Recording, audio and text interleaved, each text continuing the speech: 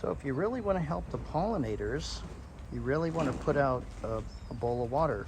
See, the bees here are extremely thirsty this time of year. When it gets into 80 or 90 degrees, they really get thirsty and they could die of thirst. So what we want to do is build them a or put some type of a water bowl out. In this case, for the homeowner here, we're actually building a pollinator waterfall. So this thing actually has water.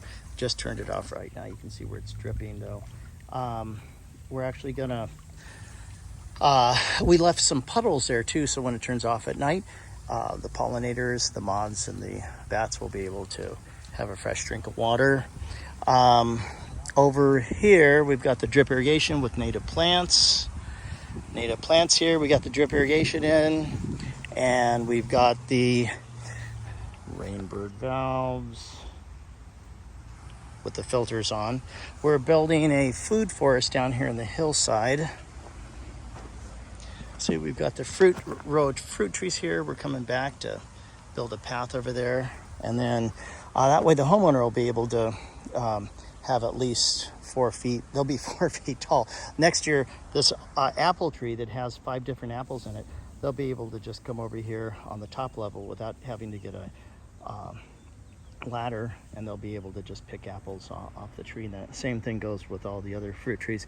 Here's a saucer peach tree, a banana tree of all things, persimmon.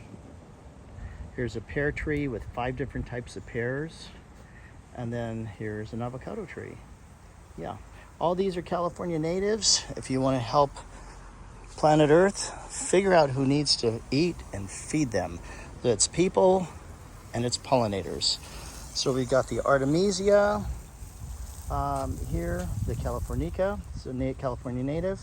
And pollinators typically just eat native plants. So here's the Salvia clevelandii, here's the ceanothus, the lemonade berry, and yarrow, and the red buckwheat. So this thing is a full-blown California native nursery. Well, it's kind of nursery. Here's a Calliander californica, otherwise known as fairy duster. We've got the cercis in the back there, sticky monkey flower, eucharas, California fuchsia. They all look kind of small right now because they were just newly installed. And we have drip irrigation. It's not going to stay this way. It's not going to stay looking like that with a bunch of hoses. It's going to look like this. Once you lay the hoses down, then you lay the mini bark down. So you can see where they're just kind of, we just unloaded 5 cubic yards. We've got about, 10, 15 more to go. Over here, this has yet to get the bark to it. The mini bark. We did get the lights in.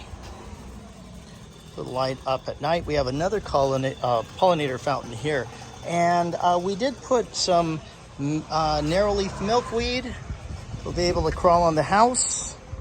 And it will be able to make butterflies, which will be really cool. Now, I should note a very important thing that I put some narrow-leaf milkweed here, and the idea is that it'll crawl on the house, the chrysalis will crawl on the house and become butterflies. I didn't put any over here for the simple reason that I didn't want the poor caterpillars to use all their energy into trying to get to the house over there and become a chrysalis. I did put a bunch over here. All these are native narrow-leaf milkweed. The idea is that the caterpillars will munch, then they'll come up here with their chrysalis, and they'll become beautiful butterflies. So we have yet to do the plants here because you can see the liner here. We're gonna do the edge treatment here. Have WAC lights. See the transformer right there? So we have a couple of different types of lights. This one here, it has a screw. If you turn it counterclockwise, it'll dim it almost all the way down. It's great for new landscapes because trees are a lot smaller when they're new, and then as they get bigger, you turn it clockwise and it'll actually let out more light. Over here, we actually didn't we didn't use those particular types of lights. We just used lights that are like go really high up, and the reason for that being is because they're already mature. No need to dim them. So we did do drip irrigation throughout. We did not do it here because if an animal was to chew on it, it would actually become a maintenance nightmare. So we left the MP rotators. Those are the second best way to irrigate.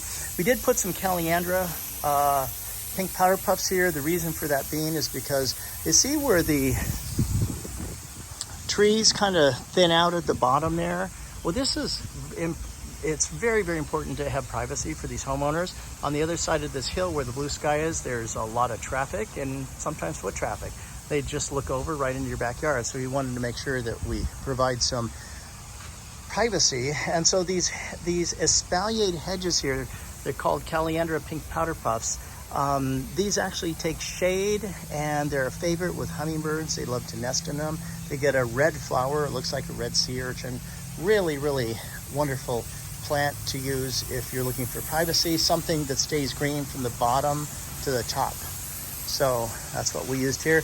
We're watering these in because it's about 85 degrees right now up in Rolling Hills. We did use the Rainbird valve, the low flow valve. This particular one is for the drip irrigation that we did, which is up here. And so we got the drip in, we don't have the mulch in, so we get this in bulk. It's right here.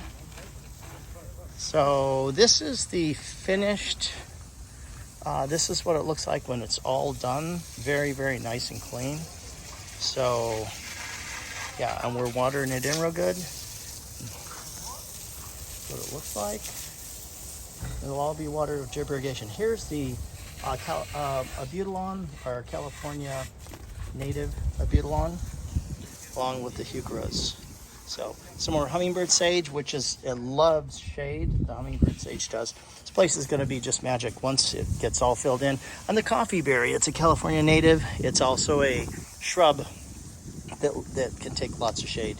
Here's the California fuchsia. Okay, hope you enjoyed this tour. We're almost done here. Mike with Environmentscape LA signing off. Thanks for joining. Take care.